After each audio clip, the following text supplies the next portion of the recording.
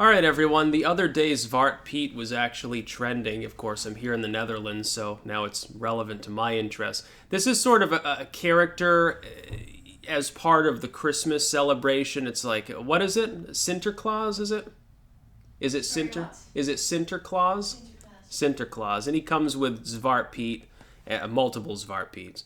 And in the original sense, they're sort of like folk figures. They're not actually human in the general sense. A lot of people are saying that it amounts to blackface.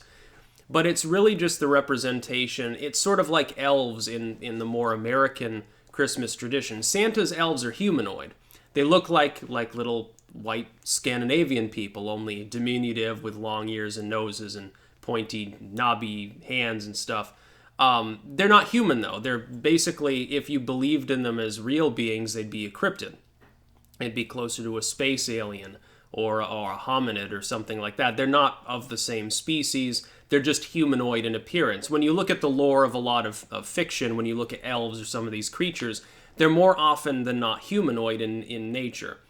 So you've got, like Lord of the Rings, you've got elves, you've got orcs, goblins and so forth. They're all roughly humanoid in appearance. They walk on two legs, well, goblins most of the time anyway, have, humanoid style intelligence to some degree, orcs a little less, elves a little more. And if you look at the lore of mythology or sci-fi, and they're really arguably the same thing in some sense, you see all of these different beings over time depicted in certain ways. But the fact that they're bipedal and have humanish intelligence does not make them humans. Zwarte Piet is called racist because of modern era, like mid-19th century and thereupon, tales of it being likened to a black Moroccan or a slave or something like that.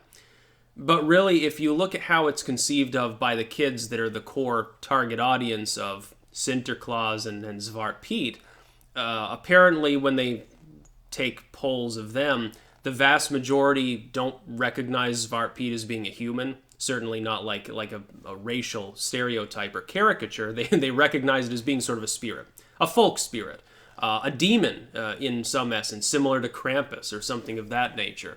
And that's really what it's about. When you're thinking about this, I've also seen other people claim that the initial way in which it was depicted, supposedly the reason why they had like a black face and stuff is that it represented the rich who would climb down the chimneys to give presents to poor kids. That may be a fusion with the Santa Claus thing, which sort of is a takeoff in turn of Saint Nicholas, of these various tales from Byzantine Turkey or Germany, depending on who you ask, and I've literally heard both.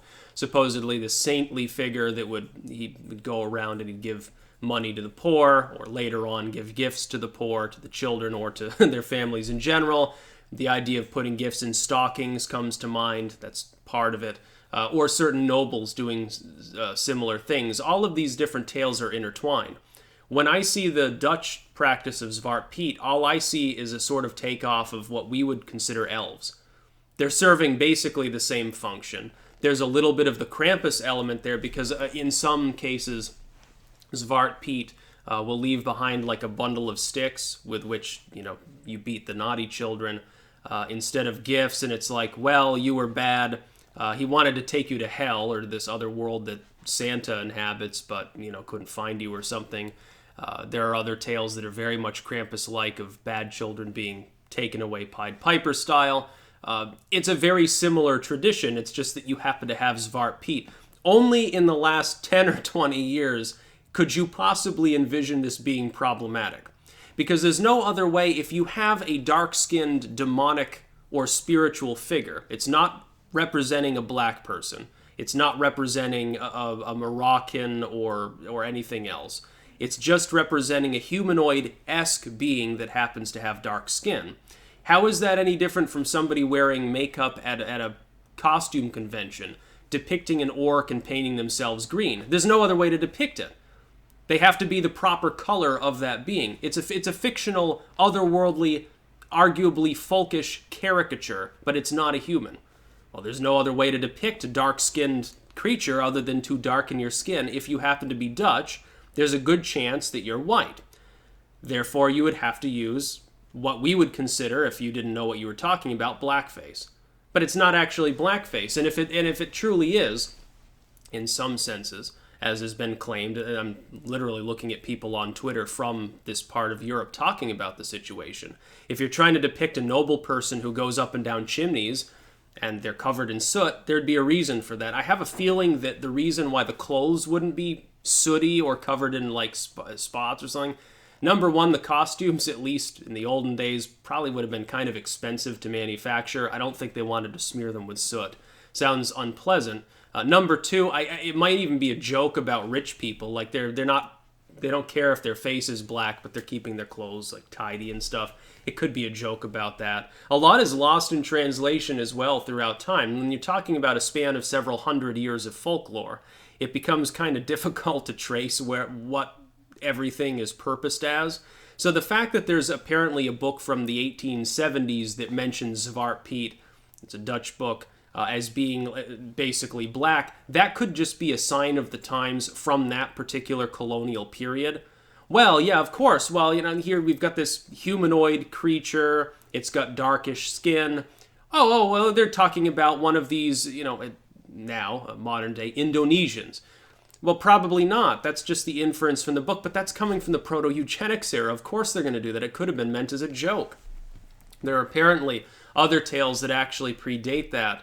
Zwarte Piet was also, in some cases, was styled after being an African import or an Indonesian import, a slave or a servant in some of those tales, but it doesn't appear to have been widespread. It appears that this is a folk tradition that gets rolled up with that over time.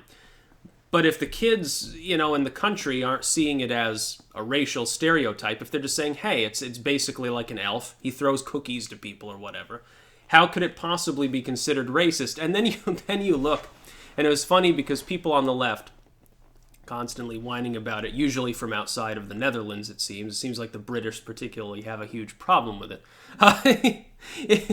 From the outside looking in, there's this continuous wheedling to try to change the culture. And so people just sort of take it for granted that there are large groups of people offended by it. But then again, if you look at polls, and I know that a lot of people don't like to trust them for obvious reasons, the vast majority of people don't want to change the tradition, specifically because it's not doing any harm. There's no harm done if the kids are not seeing it as a racial stereotype. It's not causing any detriment to society, and it's a hundreds of years old tradition that initially doesn't have anything to do with humans at all. There's no racial trope there to be had. Even if you considered it that way, it's just Santa going around giving gifts to people. Apparently, Santa goes off to the wild island or whatever, and he comes back, I guess today, on a steamship with Zwarte Piet, and cookies are tossed, and people have a good time. I can't wait to see the celebrations. I think it's funny. People need to stop being perpetually offended at some point, and that's a good place to draw the line at 100-year-old traditions that have nothing to do with humans if you actually study the folklore. That's the other problem. When you're looking at a tradition like this, if you have the patience to at least topically look into folklore, especially if you're interested in folklore, as I am, then you see a different reality from someone who just wants to be offended. All they see is a human with a black face. They see blackface.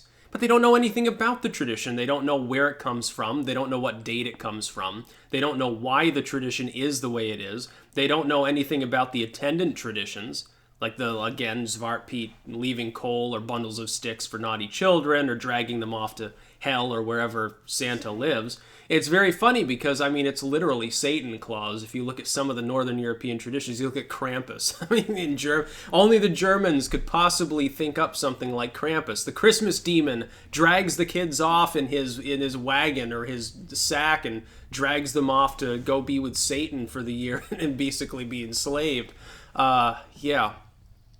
There are some messed up aspects, but the fact that people would put soot on their face, if that's what they're trying to represent, either nobles that literally are covered in soot, and they would have been white because they're Dutch, or basically a Christmas demon that happens to be somewhat humanoid, there's no other way to possibly depict it. Not if you have, again, if you're like classically Dutch and you're very pale, it's going to be kind of difficult, especially in the middle of winter. Like, there's no sun to be had. Even now, like, it's the end of October, there's barely any actual sunlight here. I can imagine that leads to some vitamin D deficiencies. I wonder why there are so many cows and goats around here. I think we have the answer. That's about all. Peace out.